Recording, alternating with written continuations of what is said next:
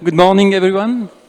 I have the pleasure to chair the first session of the second day of the conference. And let me introduce our first speaker, Nicolas Hutter, who is the president of the board of the Ecole Nationale Supérieure de Géologie since 2024. And he has devoted his entire career to the Soletanche Bachy group, where he's currently director of the technical studies. Nicolas is the president emeritus of the French Committee of Soil Mechanics and Geotechnical Engineering. And Nicolas teaches soil mechanics and geotechnics at the Higher School of Public Works, strange in English, since 15 years. And he has been involved in higher education geotechnics for almost 20 years, and both in initial training and continuing education. Nicolas? Mr. Chairman, dear Olivier, thank you. Ladies and gentlemen, dear colleagues, first and foremost, I would like to express my gratitude to the organizing committee, especially Farima, Adèle, Olivier, for granting me the opportunity to speak at this esteemed institution, which holds a special place in my heart before such a distinguished audience. My dual experience in geotechnical engineering, both in a corporate design office, Soletanche Bachy, and as a teacher, has led me to reflect on the education that students should receive. Today, I would like to share my thoughts on the role that software should play in geotechnical education. The numerical modeling software available nowadays offers a myriad of possibilities in terms of data processing, as well as digital and graphic output. Today's generation of students, having been immersed in a digital environment since adolescence, even unfortunately since childhood, are naturally inclined towards these tools. It is tempting, particularly for young geotechnical engineers, to place great reliance on these tools, sometimes even expecting them to provide a complete understanding of a phenomenon. Unfortunately, experience shows that it is not only the case of young engineers, but of course also old engineers, if I can say so. It is often regrettable to see an engineer building a sophisticated model, numerical model, without first thinking through the problem, which is essential for proper resolving. As part of their initial geotechnical engineering training, students are introduced to modeling tools during their studies. After learning theoretical concepts, they are quickly encouraged to put them into practice. The software is extremely user-friendly, allowing students to easily apply the theory they have just learned, obtaining results and high-quality graphic representations in a matter of hours or even a couple of minutes. We will examine the added values of using calculation software in an engineer's training and the essential skills they will need they begin their professional careers. I propose you first to present some real-life examples I have encountered either as an engineer or as a teacher with engineer students. This will allow us to address what should be taught to students so that they can effectively practice the art of engineering. So here are some real-life examples.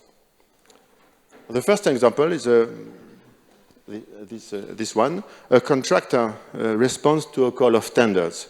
The excavation is to be carried out with a diaphragm wall with anchors in the sand, and you see the water table. The contractor proposed a diaphragm wall 1 meter thick, held in place by 2 rows of anchors, here and here. The client's consulting engineer questioned this solution, arguing that an 80 centimeter thick diaphragm wall with a single support was enough. The company's design office checked his calculations and found no errors, and asked the client's consultant for explanations. The consultant detailed his approach. He had built a finite element model and explained that the pumping that will take place within the excavation will cause the water table outside outside the enclosure to be lowered about 5 meters. Under the conditions, his solution is obviously suitable. This consultant, despite his experience and renown, had simply forgotten to account for the potential imposed by the Nile, about 100 meters away. To avoid drawing attention to the consultant's error and to win the contract, the contractor replied that the same calculation led to the same result, but invoked the anisotropy of the permeability to the sands to cast doubt on the drawdown and maintain his solution. The company won the contract, and in reality, of course, no drawdown of the Nile occurred. Implementing the customer solution would inevitably have led to the collapse of the structure. In this case, the FEM calculation was not only completely useless, but also harmful and dangerous because it was incorrect, whereas a subgrade reaction model would have been perfectly suitable. Unfortunately, this is not an isolated example, as a few years later saw the same error on another site. Incorrect boundary conditions in a finite element calculation showed that the excavation of an underground car park will cause a drawdown of 3 meters of the Pacific Ocean.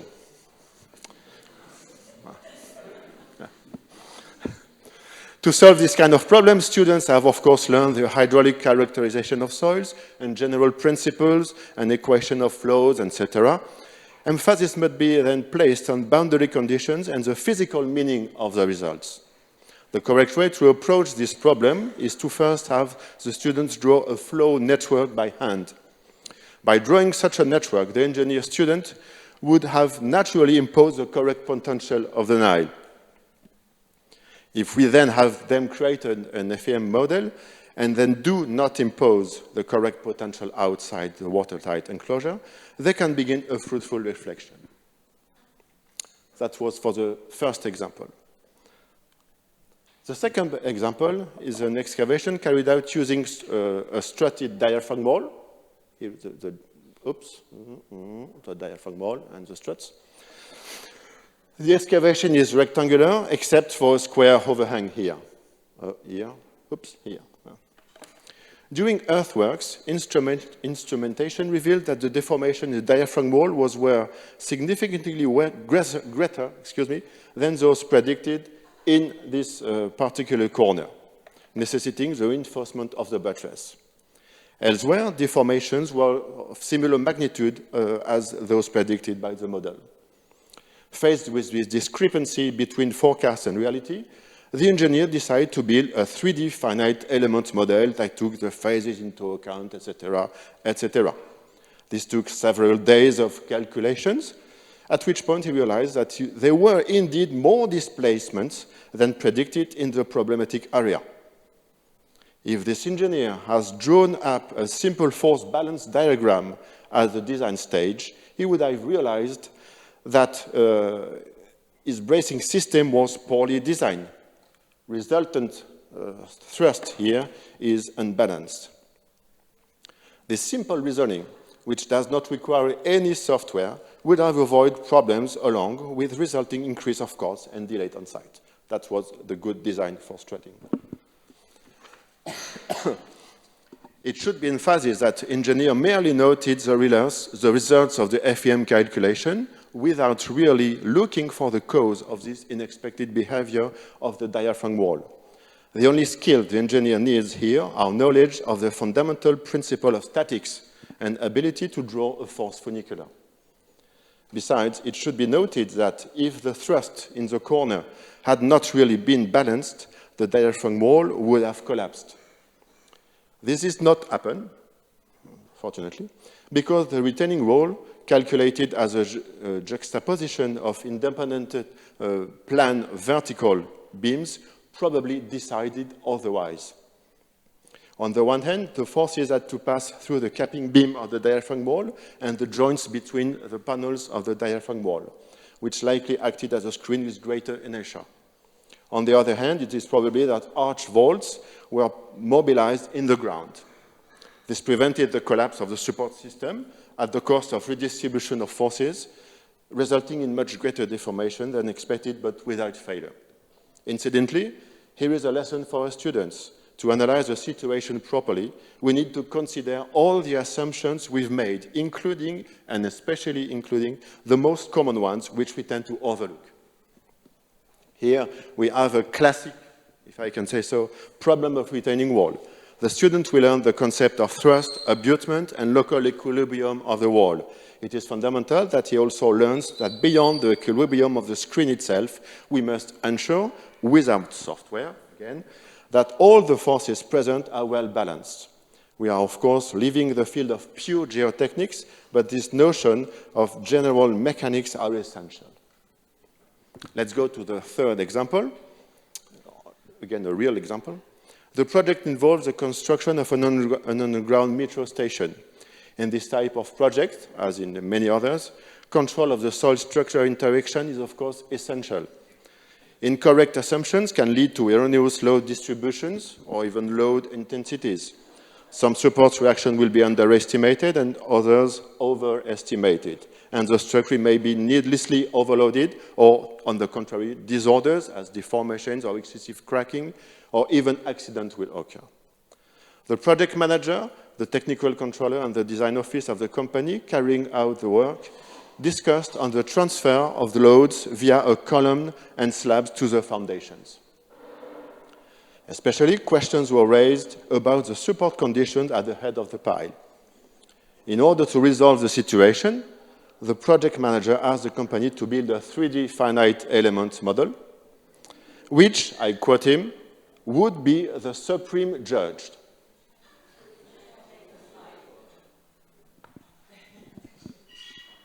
Yes, I know. Thank you for your attention. So, the client asked to make a 3D finite element model, which be the supreme judge. You will see my model, this slide. Of course, the company vigorously refused, arguing that the truth could not emerge from any model. Using reasonable assumptions based on the method of execution and nature of the connections on the various elements, foundation pile, raft, columns, diaphragm wall, etc., the calculations were carried out, the work executed, and the structure is performing very satisfactorily. Students have generally learned well how a foundation balances the loads applied to it. This must be supplemented by concepts, even simple ones, that will be my next slides, of soil structure interaction, which allow the student to be made aware of the importance of the relative rigidities of the element, soil, slab, etc., etc. This can be explained to them using very simple models, just as this one. For example, they can be asked to study a beam on 3 supports whose rigidity is varied, and that's all. That's enough. The fourth example, hop, new slide. To control the groundwater for this deep excavation, a grouted base was chosen.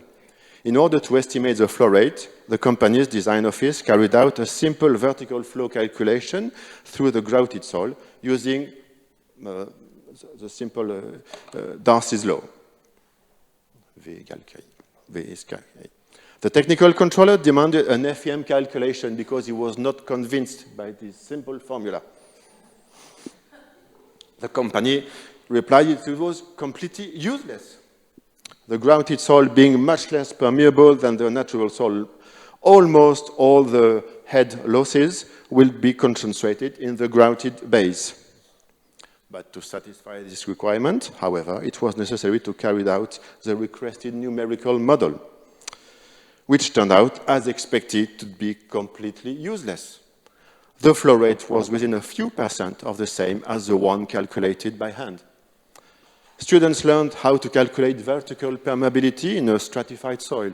It is essential, to my opinion, to complete this learning by highlighting on an elementary model with just 2 layers of soil, for example, that almost all the head losses are concentrated in the least permeability layer. Whatever, especially in hydraulics, only a pumping test, so the real behavior of the soil will give the real solution of the problem. Let's go to the 5th and last example.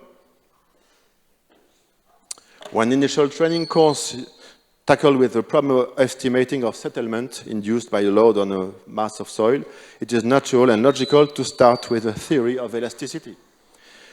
We then tackle the question of the rigidity of footings before studying more complex laws of soil behavior.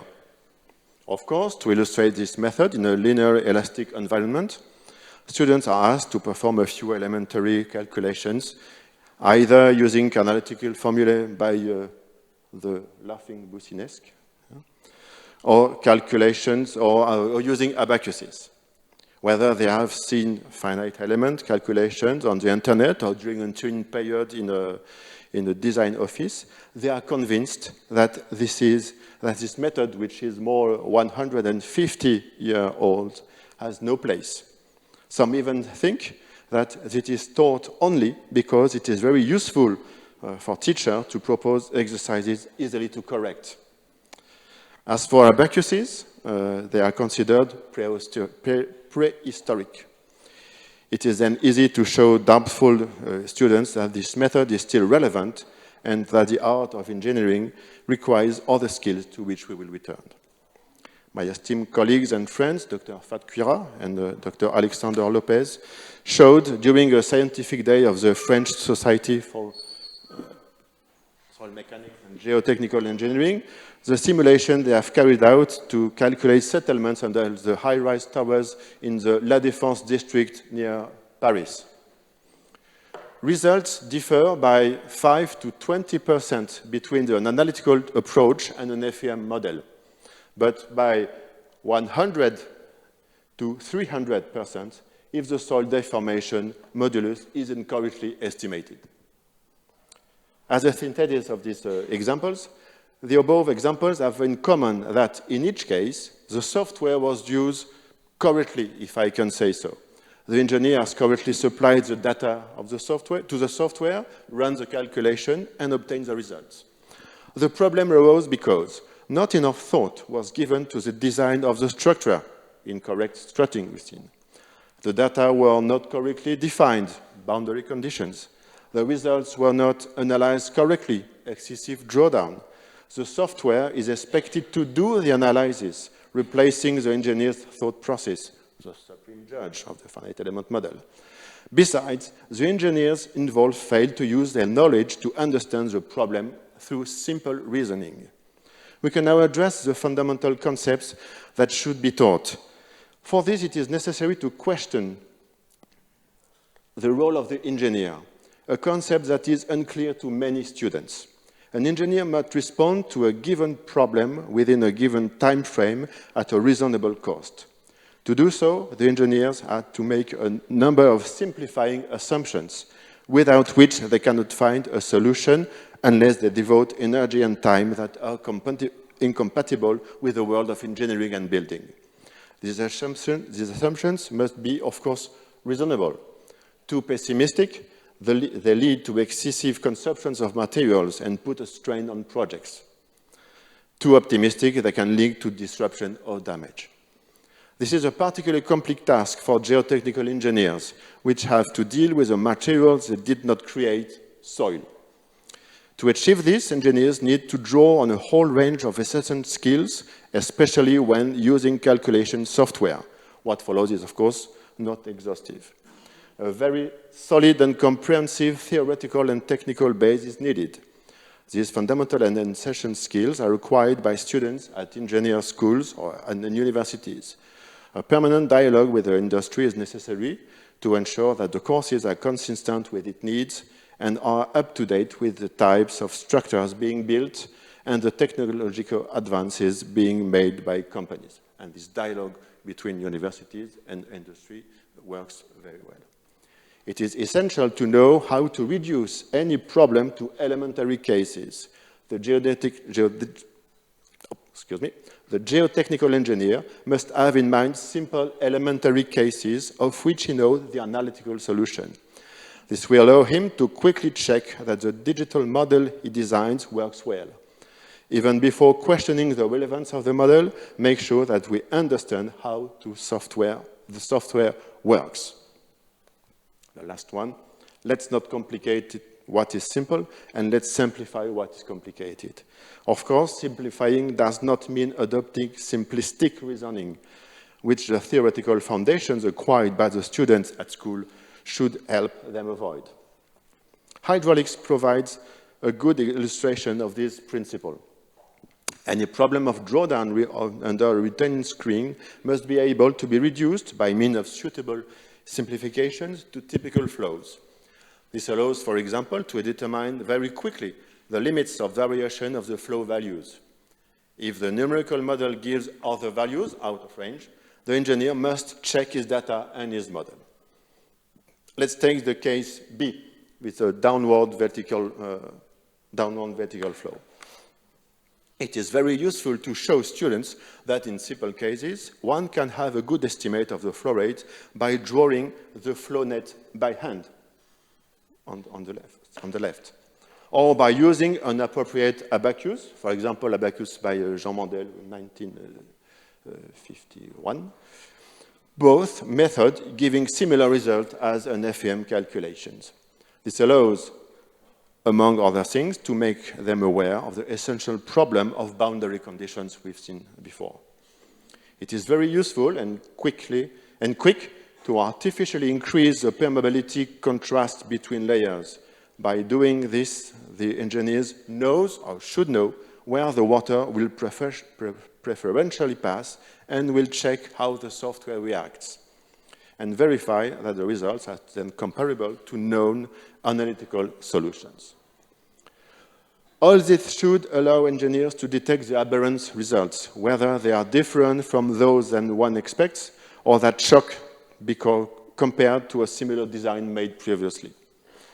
Here we come to the frontier of the possibilities of teaching, since knowing how to compare oneself to previous case requires experience, which one acquires by practicing. And yet here too, education has an essential role to play, because education is a place to develop a critical sense, and we can and we must accustom students to comparing what they do with previous identical subjects. And now want to present you a very useful tool for the students and the engineers, the pencil. To see is to know, and to draw is to see well. In French, voir c'est savoir, et dessiner c'est bien voir, said Viollet-le-Duc, the architect known, among other things, for restoration of Notre-Dame de Paris. It applies fully to the geotechnical engineer. Students are, of course, not experienced, but we can give them good habits.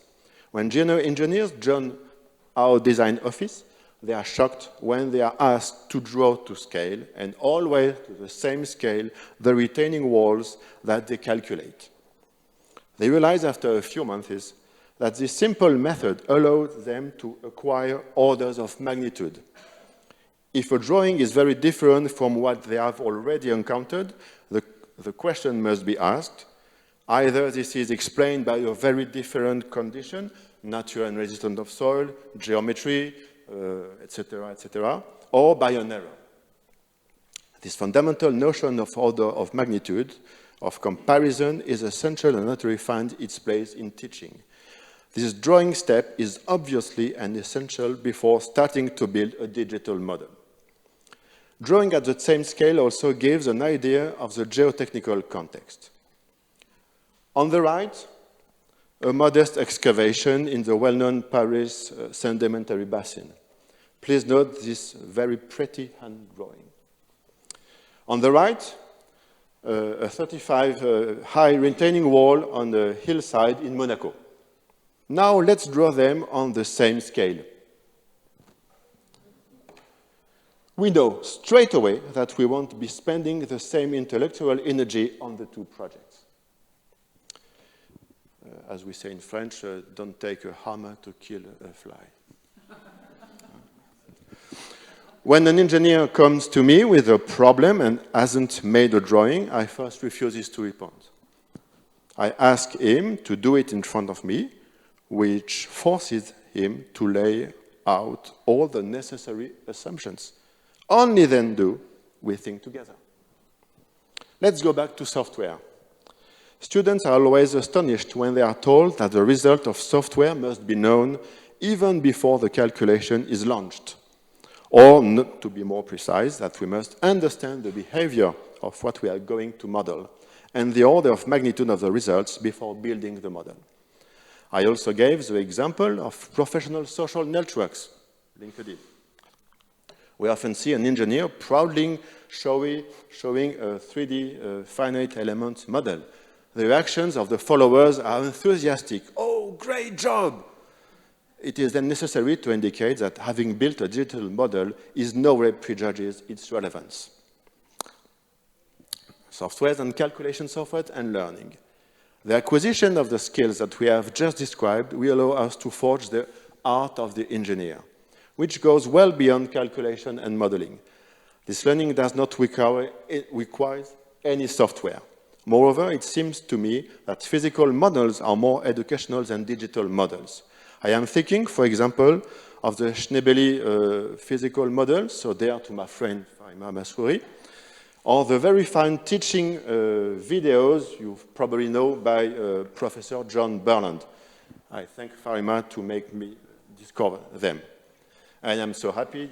Yesterday afternoon, I visited the lab for students, the geotechnical lab for students with Olivier, and there are such models and a very nice hydraulic physical model.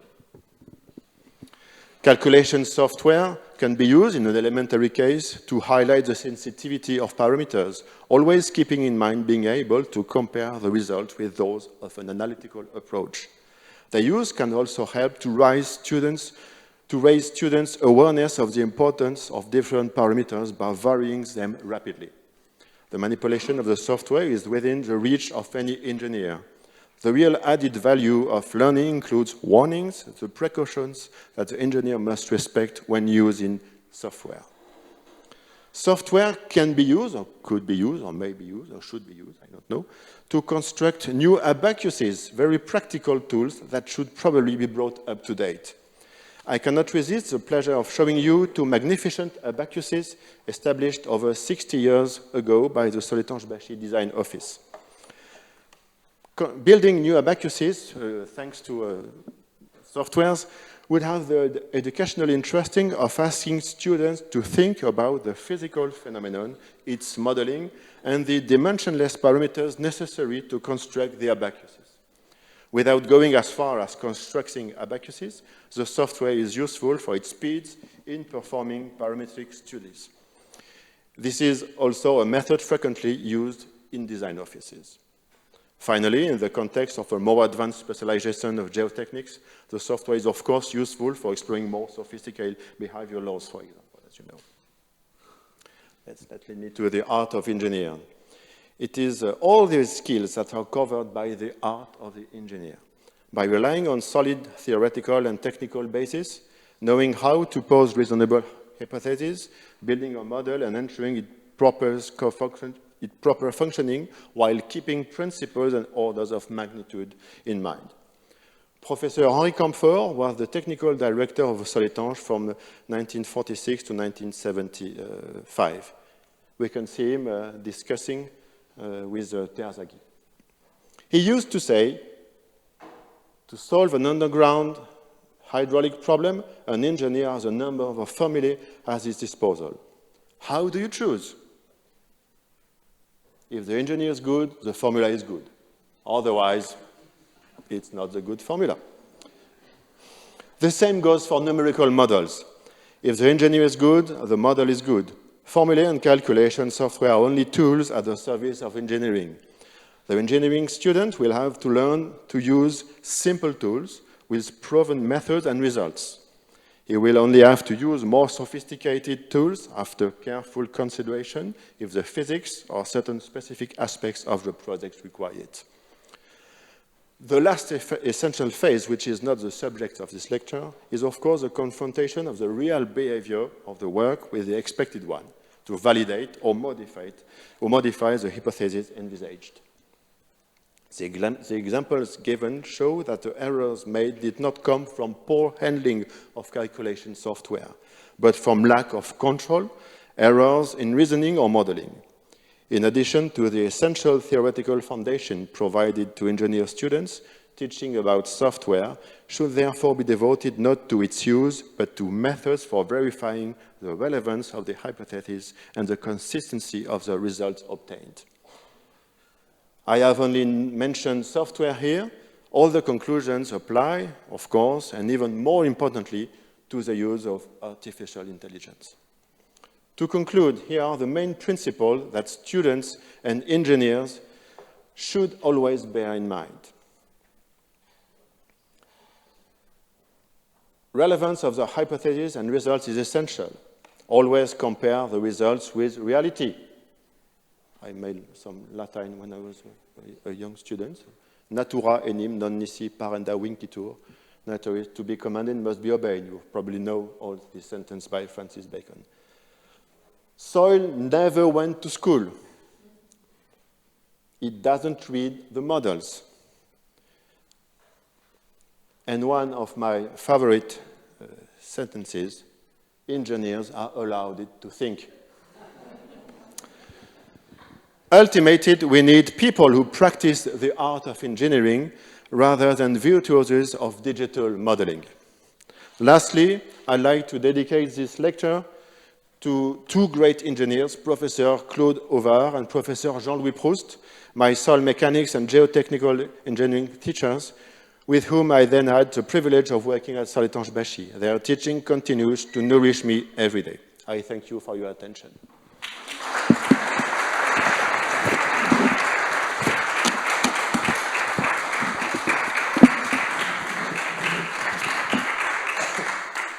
Thank you, Nicolas, for this inspiring talk. Now we have time for questions. Excuse me, I forgot my last slide. Go. It's a Finish your tribute talk. to the nationality of Marina, of course. Do we have questions? Yes, Marina? Could we enlist you in developing one of the cases you showed more for the use of our community with a long time frame? I'm asking for future help here. Oh, of course. My pleasure, of course. Other questions, comments? But I have one question for you.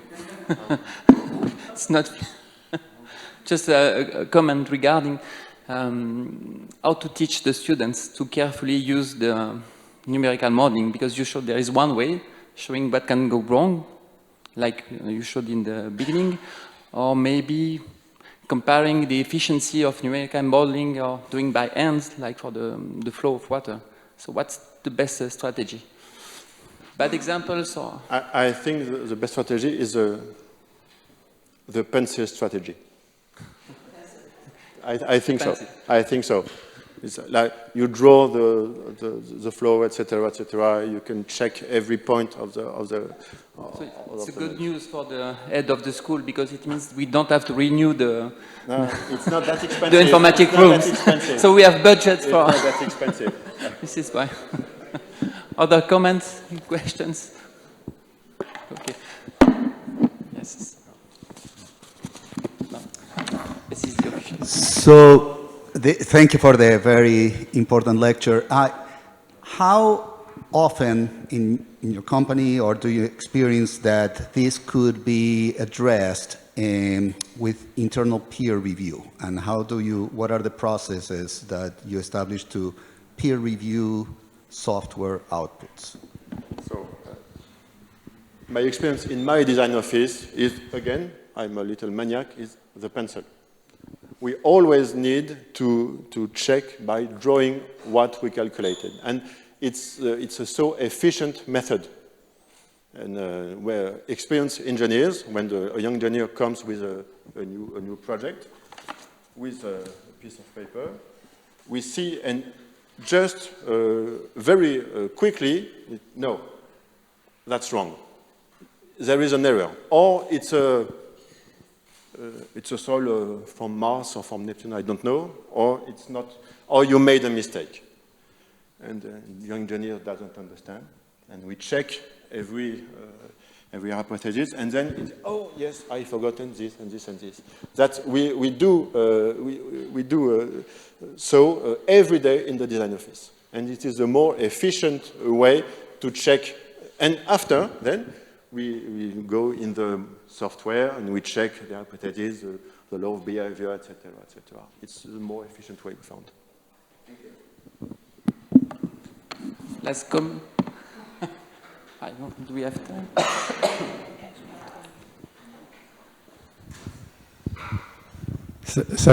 Yeah, it's a very interesting talk, and I'm just, you know, the same thing happens in Australia, and I'm sure all around the world, and I'm kind of curious why it's happening. So when we're at university, the students really don't get a lot of numerical methods. It's expensive. We know we don't really teach it all that much, right? And yet I hear from industry all the time, all these young people come out of university and all they want to do is run the numerical analysis. So why is that happening? And what do we need to do to, you know, reinforce what we're teaching them, which is all the simple methods, right? I'm afraid the audience has the answers. I haven't them. I don't know. Yes? Here is an answer. Here is an answer. No, I don't have the answer, but I ask everybody, because in TC 306, we're very fast answering challenges or addressing challenges. So in the session afterwards, we may have some answers to your challenge on how to address that. Thank you.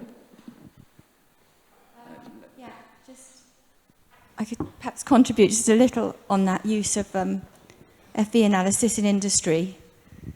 So the thing is that, you know, we're all being pressed to make more sustainable designs. So we're being asked to reduce numbers of piles, take more account of bearing from a raft, in ground improvement, sort of rigid inclusions with a load transfer platform.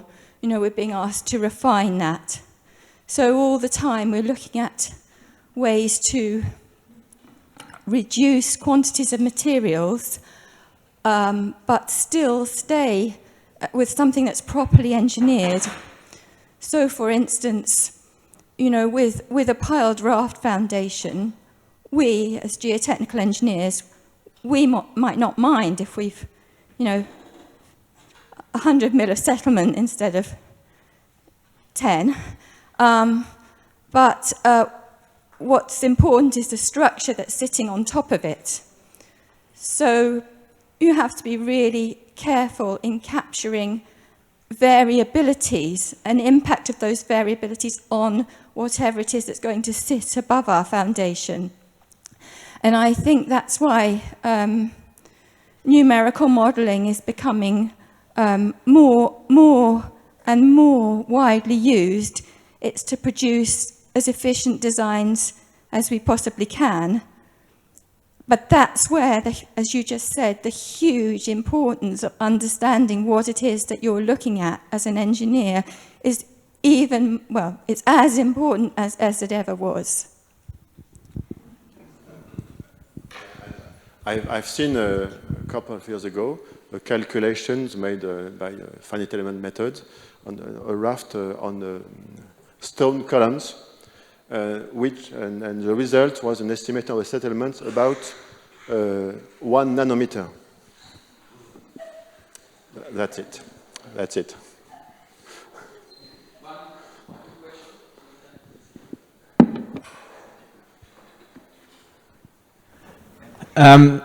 So I was just, the comment by David about why we emphasize simple method hand calculations in our lecturing. But if I remember back to when I graduated and went into a design office, you get into the design office, you get given a computer, it's got all the software installed on it. And I remember I was told, learn how to use this software. And then you get LinkedIn and you see all these nice pictures. So I think there's this pressure on students when they get into a consultancy that they see their bosses using these fancy software. Obviously, they've built up the experience to know how to use it. So I think it's really important that companies, and obviously I think Hilary and yourself have illustrated that in your companies you do emphasize the importance of remembering the hand calculations. And I think there are some consultancies that don't do that.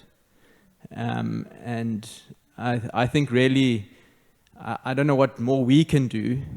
We already are emphasizing the simple calculations, but maybe it's in the continuing professional development programs of like CFMS to emphasize going back to basics. I know in South Africa, the Geotechnical Division, we regularly have sessions of going back to basics.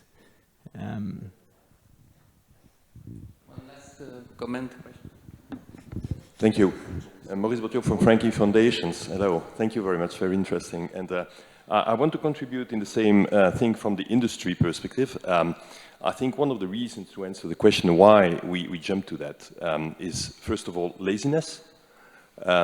Easiness of use, you know, we receive a lot of data now, much more than in the past. We throw them in a computer software, we have a result, and we can deliver the calculations to the client. And that is really, so we have to build up time and to make peer reviews and to allow time for our engineers to think, because we all have had what you said. And so we need to have the courage to give the time to our engineers, not only being productive and delivering calculations, but thinking a little bit of time to think, okay, is that right? And that is one of the problems, I think.